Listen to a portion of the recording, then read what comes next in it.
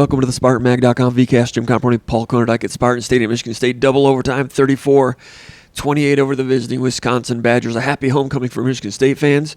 Good showing by the crowd today, and they deserve it. The players deserve it. Michigan State snaps a 4-game losing streak.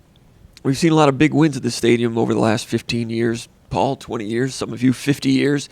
This one, the season remains to be seen what becomes of the season, but man, there was a relieved bunch of Spartans today on the field and in the stands, but on the field especially, and they deserve it. Yeah, I think, we steer clear of maybe talking too much about the idea of a program win during the week, because there's no way to know if Michigan State was going to win this game, and I know people don't like hearing that, but in my opinion, when you play a team like that, it's a Big Ten team with Big Ten talent and a good defensive scheme and some good personnel, and you play it undermanned like Michigan State is, and we've talked about injuries all season, but when they find a way to win a game like that, when things don't always go right, it's not like everything bounced Michigan State's way. There was 2 interceptions that should have been that weren't.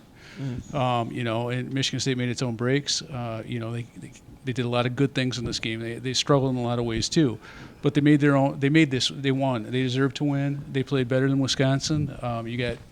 You got good play by the defense. You got good play by the offense. So this, in my opinion, is what a program win is. And in my opinion, a program win is a win that's not easy to come by, a win that you find a way to get when you need it the most. And Michigan State, regardless of what you thought going into the season that this team might be, Michigan State needed this win to snap a 4-game losing streak. And it wasn't an easy win to get, nor did I think it would be. This Wisconsin team had some serious momentum coming in after that win against Northwestern last week. They like Jim Leonard. They want him to be the next head coach. They're playing for him, and they've got some good players out there.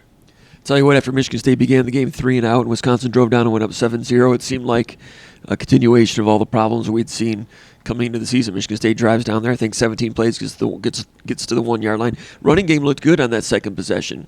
Just little chunk plays of 4 yards, 5 yards, 6 yards. Get down there in 4th and 1, they get stopped.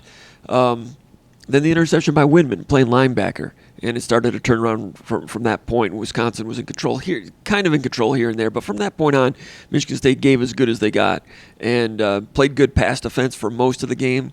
Peyton Thorne was the better quarterback. I wasn't sure coming into the game if that would be the case. Historically, Thorne's been better than Mertz, certainly was last year. But last week, Mertz was good. And this year, Thorne has not been so good. But today, Michigan State with a decided advantage of the quarterback position, and that continued to carry them all the way up to the last play of the game in double overtime. But let's talk about some of the changes.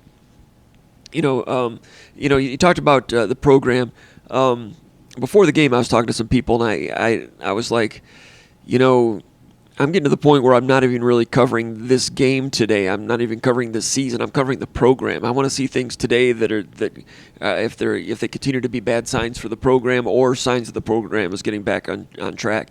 And when you see Jacoby Windmon playing linebacker and you see Xavier Henderson playing safety, and no magic wand, but the defense had fewer assignment errors. They had that one big one that tied it up at 21-21, I think it was, down at that 4th and goal at the 3-yard line between Amir Speed and I think Dylan Tatum. They're in zone, but nobody had that cover 2 corner. One of them was playing cover 2, one was playing cover 4, it looked like to me. But anyway, aside from that, the communication was better. Slade was in there. The run defense had some slippage here and there, but didn't get steamrolled by a team that can steamroll you. But having those faces back on the field, even if we'd never seen him play linebacker before, no coincidence that the defense looked better with different players out there and a lot more assignment sound, which was nice to see from a program standpoint. Well, just let's start with the run defense in general. Wisconsin rushed for like $159, and that was with a 68-yarder that got out on a play that shouldn't have got out. So I'll take that any day of the week with this defense that Michigan State has. A 34-yarder? 34-yarder. I thought it might have been 60 or whatever. I'll have to go change that in the story I just wrote. But, I mean, they had the long run that shouldn't have got out, and it did.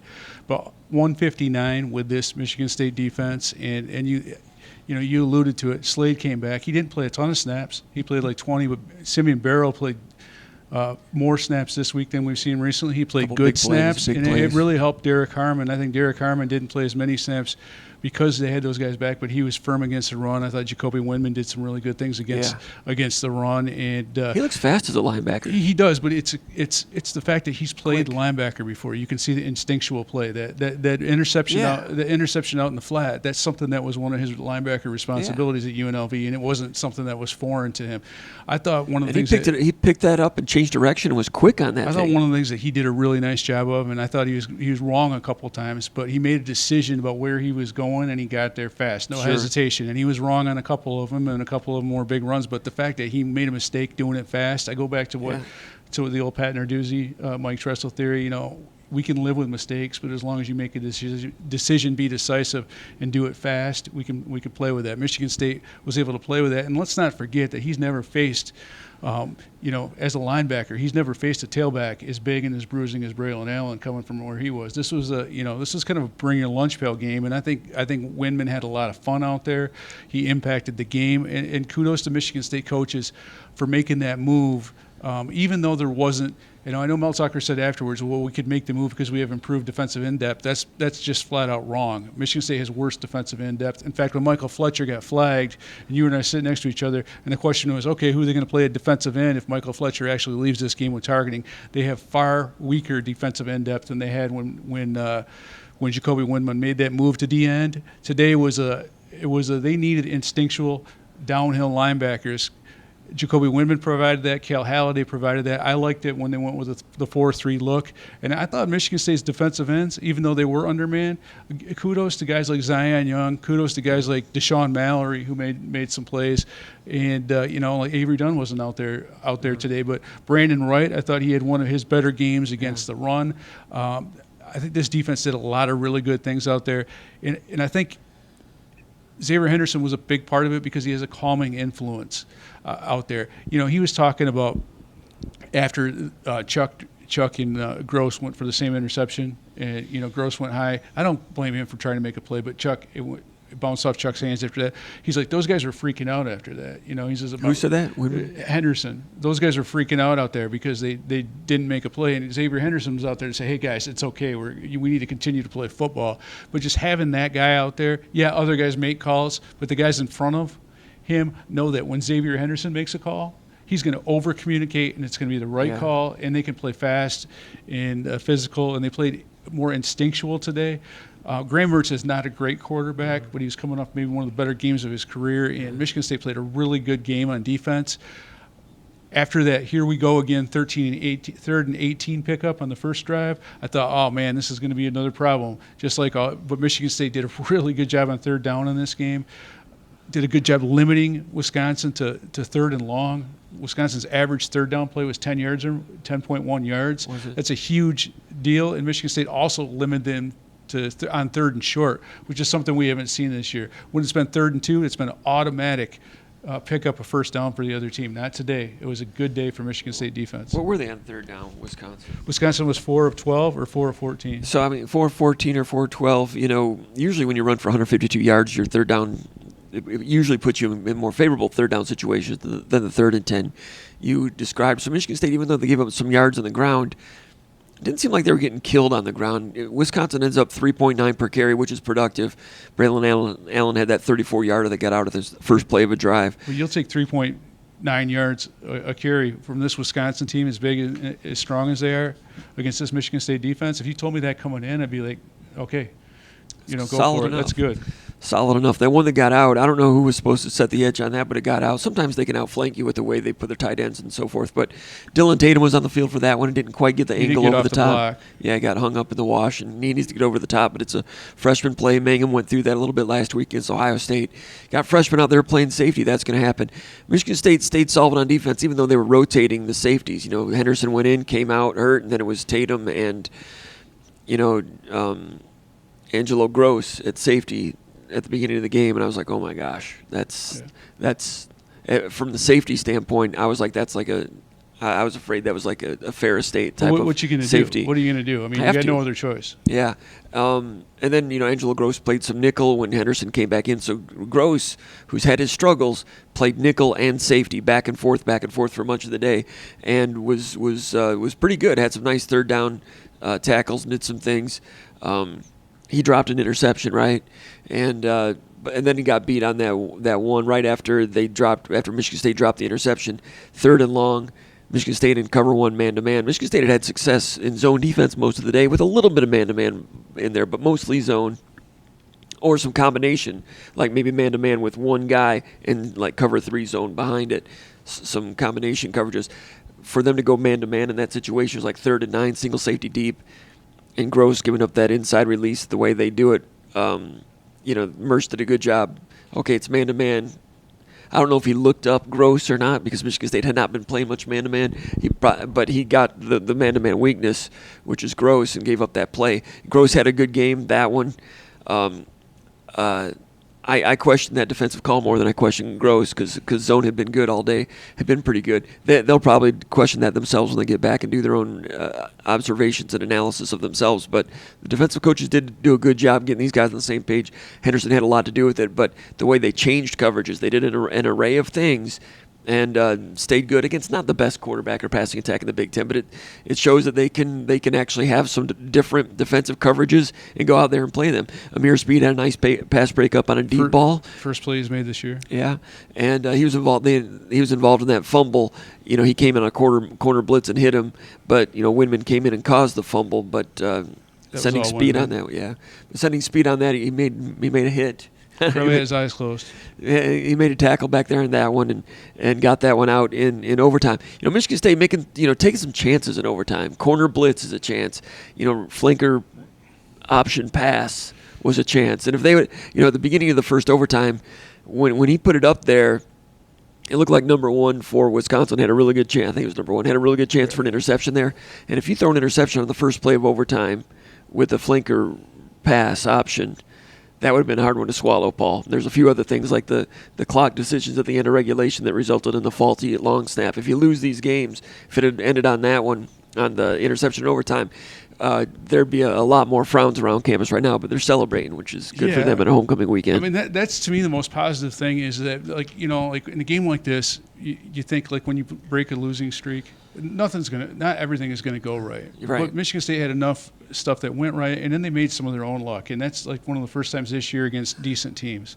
And I'll put these are 4 good teams that Michigan State lost to, 4 decent to good teams. They were good on the night that Michigan State played them.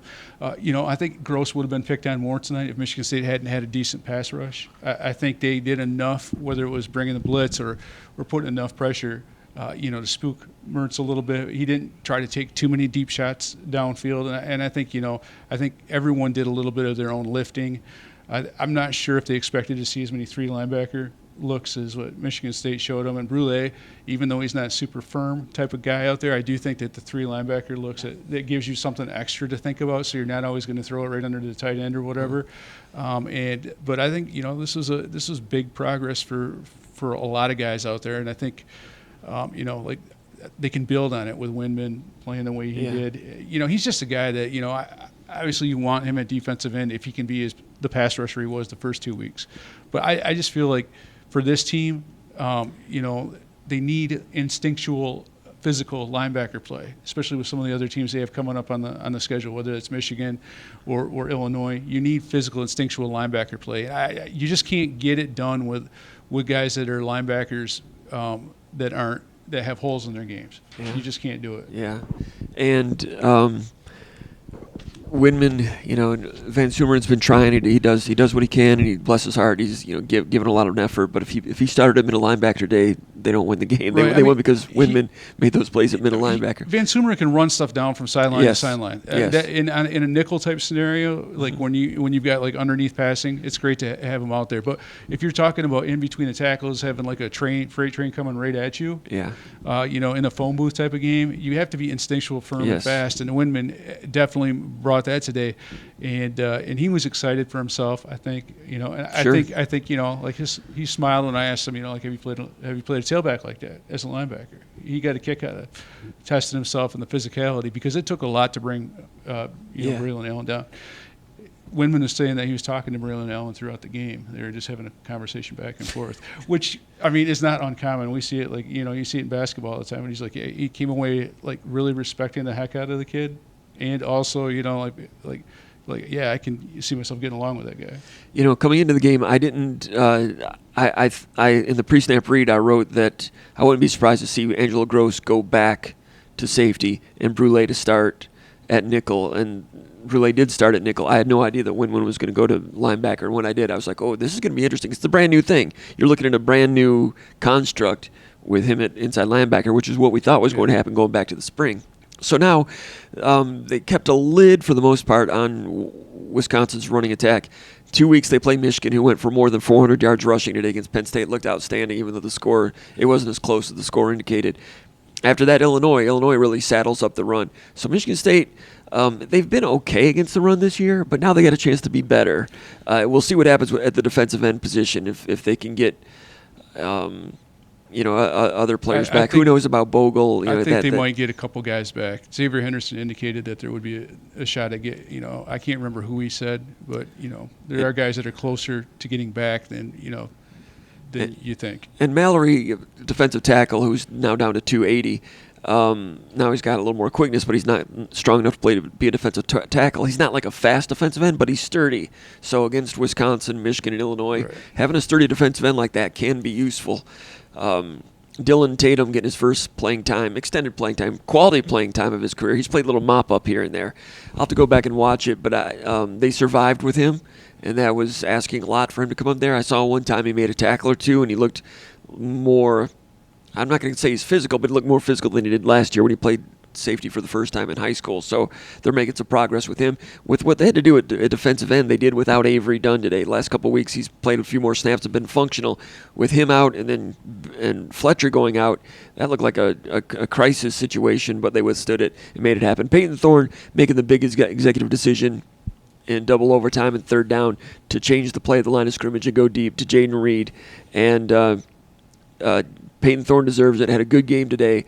And credit to him for going away from the play call when he saw the linebacker blitz creeping up and seeing Reed out there in single coverage and Thorne going to it. And when the ball was in the air, Paul, I was like, that's not a bad thing. That's not an easy catch, man. But because it was Thorne and because it was Reed, I'm like, well, that's as comfortable as I felt in 5 minutes after the other things we'd seen prior to that. There's a lot of times seeing Wisconsin play today. They really loaded up to stop the run, and there was times I felt like there was like some single coverage that Thorne could have taken advantage of. I think Michigan State's game plan in this, they wanted to have enough run. They wanted to have enough success running the football. They wanted Wisconsin to have to honor that run, and they got. And that's one of the things I think you got to pay attention to with football is like we talk about. It's not the rushing numbers aren't super impressive. Michigan State had a couple of rushing touchdowns. What's impressive is the fact that Michigan State had a threat of a run enough that it made it harder for Wisconsin to put a lot of defenders on Michigan State receivers. You talk about like receivers making plays. This running game, this is the first time they were potent enough against a quality team where Wisconsin was actually trying to stop the run. Mm-hmm. And that allowed guys like Keon Coleman, guys like Jaden Reed to shake free for some plays. And you give credit to Peyton Thorne. I thought even though they didn't score on that drive that ended in the botched field goal attempt, Thorne had a huge 3rd and 8 pickup. We talked about on Tuesday the fact that he's looking like I felt like he hit a reset button in terms of instead of like. Was it 3rd and 8? Was it a keeper? On the scramble keeper? Yeah, it didn't. But those are big plays, and those are Peyton Thorne type plays, and he made a lot of running around type plays, and not ones that he forced. There was times where he ran around and the guy wasn't open, he threw it away. Michigan State ran the football. If I'm not mistaken, I think they ran the ball more than they threw today. They ran it 33 times, 33 tailback runs, 36 counting Thorns.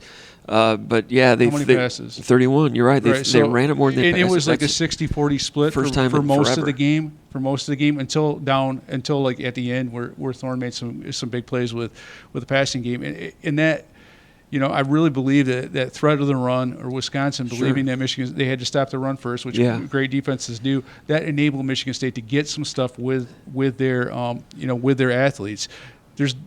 we talk about the lack of explosive plays. You can't have explosive plays as receivers. It's impossible to have a lot of consistent explosive plays with receivers unless you have the threat of a run. Because unless you're getting guys to sell out and stop something that they see or having them key on the run, you cannot get the coverage you need to consistently get big plays downfield. And this is the first time this year that Michigan State did that. I think Wisconsin isn't as good coverage-wise as some Wisconsin teams have been in the past. I think their defensive backs panic. I think they clutch and grab, and they've had a problem with some of the PI flags. We saw that again today a little bit.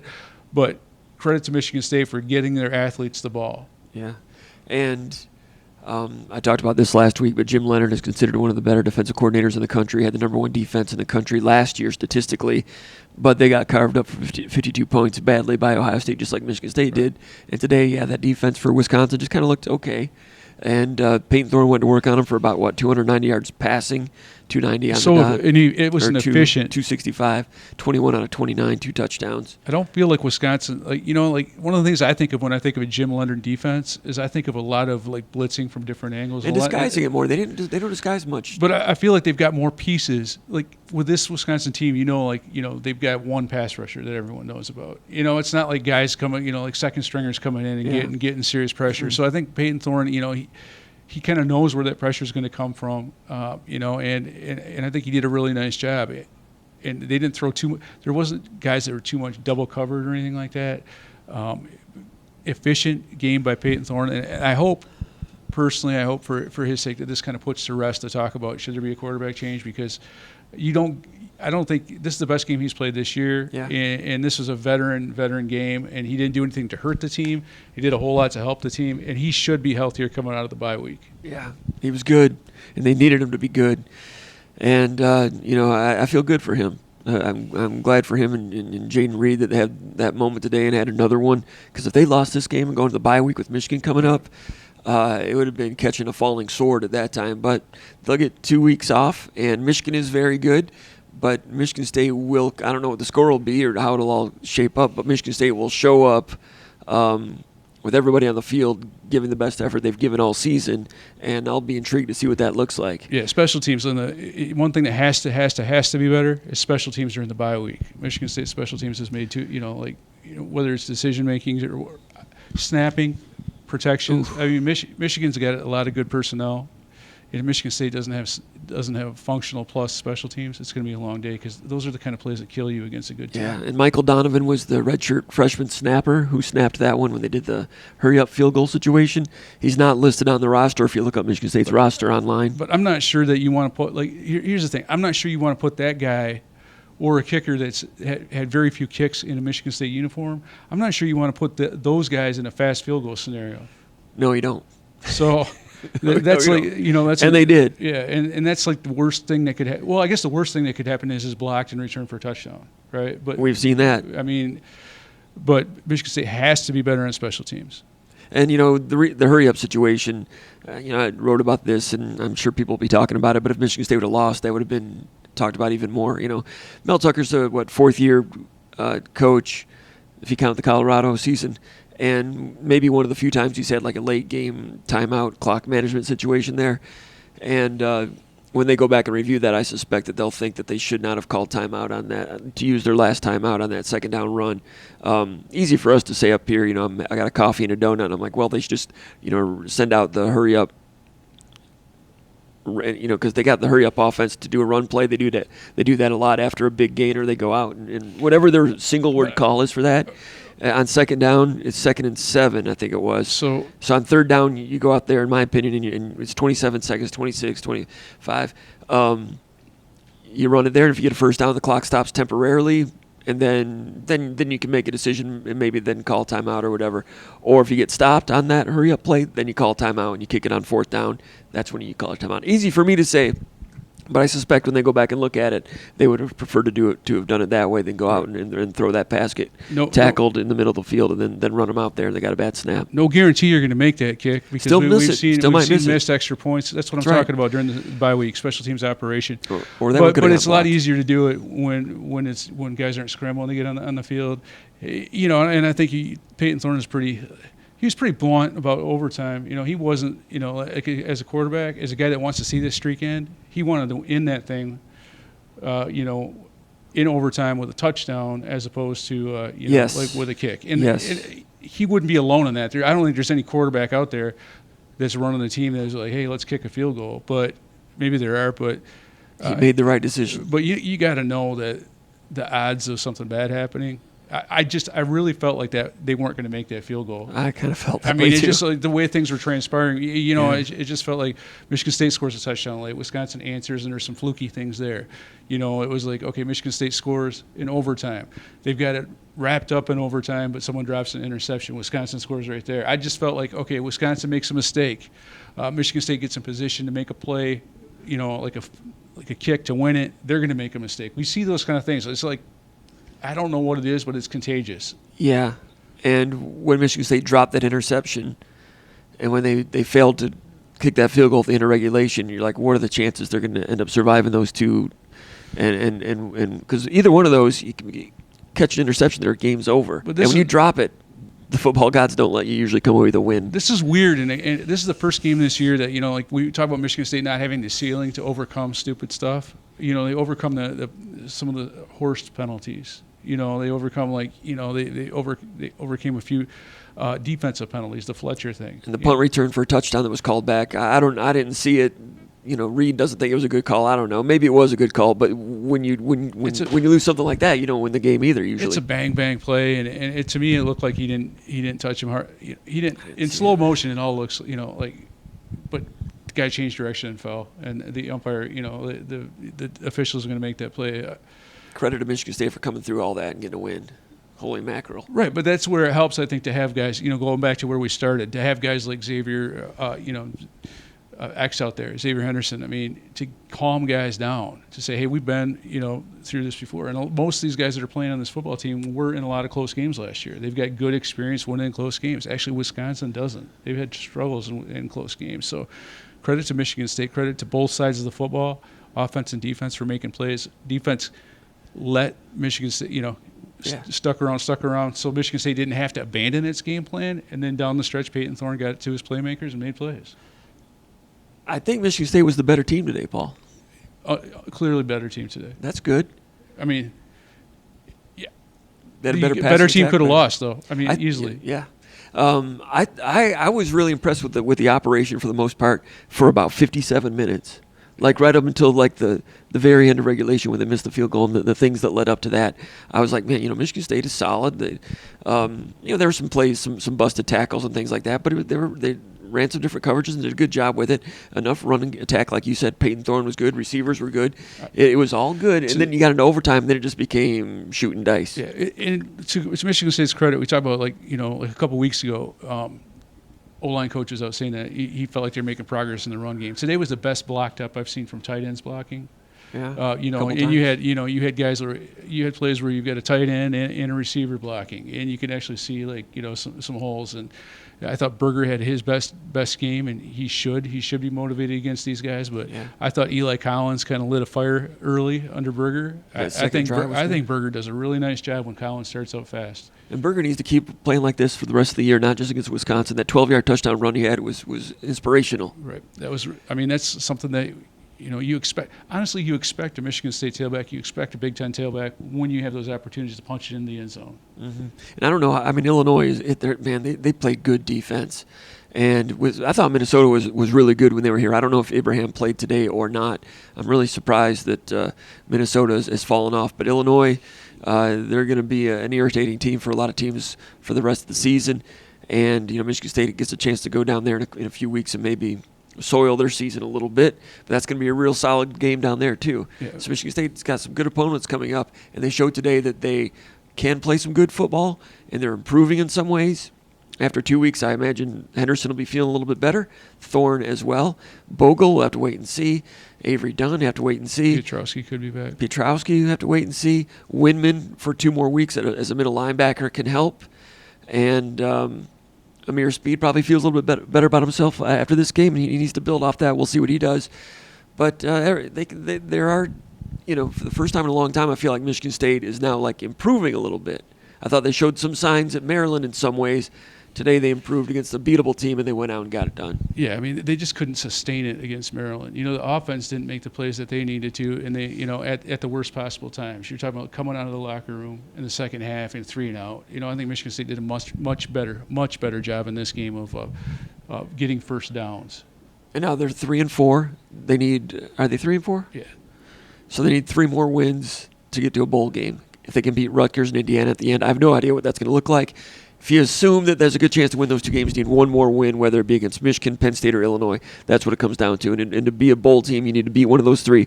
And that's a difficult task. But to get to a bowl game this year in 6-6, they will have earned it if they do get those 3 wins. And that would be. I'll buy you a drink down in Greektown at the Quick Lane Bowl if Michigan State's there. Yeah, and you don't know what Penn State's going to look like. They got a hole put in them today, and they got exposed. And we've seen Penn State teams lose interest a little bit. Not lose interest, but get hurt, and then all of a sudden the pride gets hurt, and then like one game turns into 2. Clifford, he took a lot of shots today. Did he? Yeah, and so I mean, you look at all around the place. All around. You talk about Minnesota. We don't know what Minnesota's had injury-wise. We saw Minnesota at their very best. And the same thing with Maryland. If Michigan State played Maryland at the end of the Big Ten season, we've seen over the course of the last 5 years when Mike Loxley's been there, Maryland looks really good early, and they've really faded fast. So a lot of it depends on when you get the teams. And I just feel like Michigan State's been through a lot. I'm not saying I don't expect them to beat Michigan coming out of the bye. I wouldn't. Who knows what happens? But they've been through a lot. They've taken their lumps, and they're determined to get better, and I think they will. And maybe the opponents that get Michigan State at the end of the year, they may wish they have gotten Michigan State earlier. Have to wait and see. Credit to Michigan State, battling through all the negativity and a lot of tough times in this game to get it done. They deserve it. 3-4, they'll feel good for the bye week, and they'll be happy getting back to work, and they will get more work done. I feel confident in that. I think that they've got a workmanlike attitude, and they still have some players, like Mel Tucker said in the post-game press conference today. So congratulations to Mel Tucker, a hard-earned win, keeping them together and playing well and beating a Wisconsin team today, getting a Big Ten victory. And we've got a 2-week bye week, have some basketball coverage coming up in a few days. Conan Dyke will be there. We'll check it out. I'll be there also for practice, and we'll be covering that as it goes along. So in the meantime, thanks for tuning in. Anything else, Paul? Covering the Spartans here at Spartan Stadium. Paul Conan Dyke, Jim Comparoni, the VCast, SpartanMag.com.